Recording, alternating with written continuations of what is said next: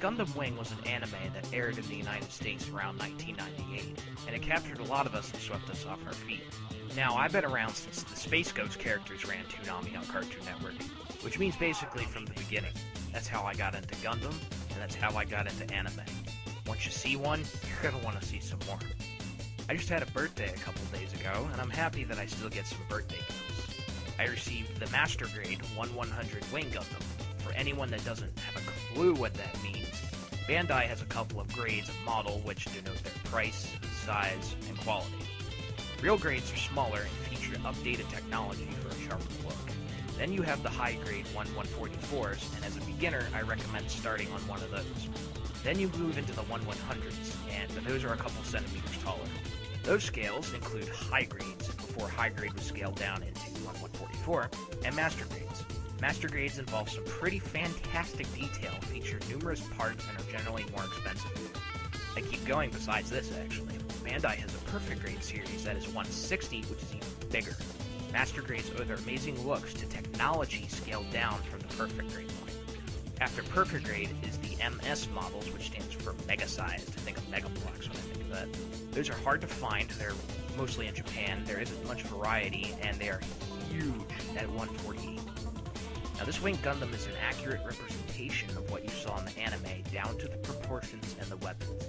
The nice thing about Master Grade kits made from 2003 on are that many of them feature an inner frame that is fully posable and extremely articulate.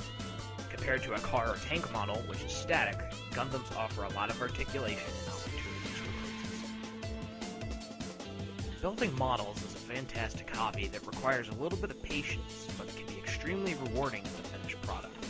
The basic tools you'll need to build models, and if in particular Gundams, you'll need plastic dippers, which look like wire cutters, but are not, and don't use them to cut wire, files to sand down coarse gates, or prep a surface for glue and paint, blocking tweezers, which I nickname my third hand, and plastic cement in two varieties, liquid and tube.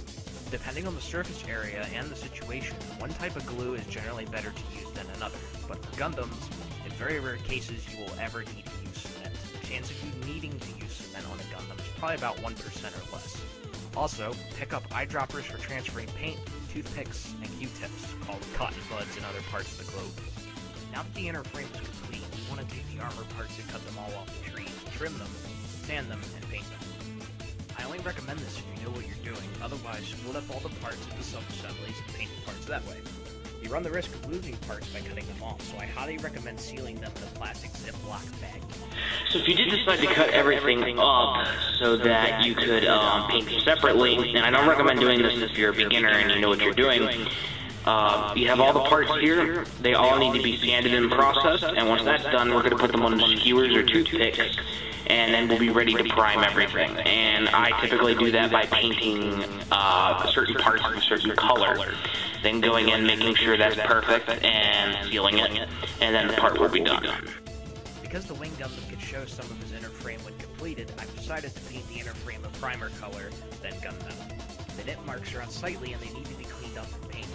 The best way to do this is to not lay him all out, but to split him up into his sub-assemblies and paint the head, sans clear parts, arms, legs, waist separately attached to skewers. Toothpicks won't do the job in this case because the sub-assemblies are too heavy and they will break the toothpick. They're also too cumbersome in geometry to be effectively attached. So you want to know how to actually build the kit? Follow the instructions. Say I want to work on the chest. The first part I haven't cut off yet is B9, which is the collar that fits on top of the upper torso and the lower neck area.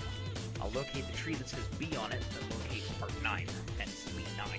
The part is attached with gates, little stubs that have pulled the part to the tree during the molding process. Cut these nubs off flush with the part and it should fall off with a little encouragement. If you're going to build any kind of model, you're going to need a pair of these. These are model nippers and they'll run you about $14 US. Some pairs are cheaper. You get what you pay for in this case, and this tool is as important as a hobby knife, airbrush, or sandpaper for that matter. When you cut with a flat edge against the part. Files are indispensable tools to a modeler, and I prefer them in 90% of cases to a hobby knife. Now, don't get me wrong, I use both tools when the situation warrants, but I have developed experience using files. Use them to grind the nubs down, so be very careful and do it easily.